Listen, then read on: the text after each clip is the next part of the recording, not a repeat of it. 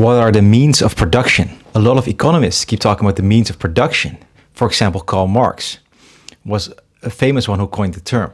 But what actually are they? The definition is the means of production are the physical and organizational tools used to produce goods and services like factories, land, machines, and technologies. I have to say something about this right here because this is a pretty Marxist definition. If you would be more on the libertarian side, you would say that innovation, human ingenuity would also be means of production. But let's stick for now to the decision that Karl Marx used. So let's say you have a baker. The bread is not the means of production, but his oven is. It's what he uses to produce his goods. Marx believed that the means of production under a capitalist system were in the hands of only a few select group of people, the capitalists.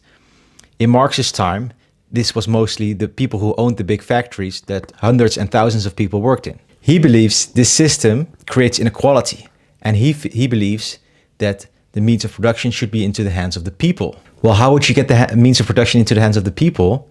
You would have to create a government that takes these means of production from the capitalists and spreads them around the population, deciding who gets what based on a democratic system. In that sense, then democracy is used to determine how the means of production are being utilized, instead of that the people with the most money decide how to use the means of production. Some people even go further, saying, well, you don't even need to really have the government having all the means of production. There's also a way to put the hands of production into the hands of the people without using a government. Libertarians would say, in a capitalist system, everyone can obtain the means of production.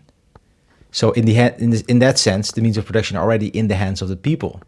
They say that under a communist system, actually, the government owns all the means of production, so it's actually taken from the people. While people more on the left-wing spectrum of economics would say that it's better to decide these things using democracy, because then actually the voice of the people is heard. You could say that who controls the means of production is one of the most fundamental debates in economics. If you need any more clarification about what I just talked, let me know in the comments and I'll make another video.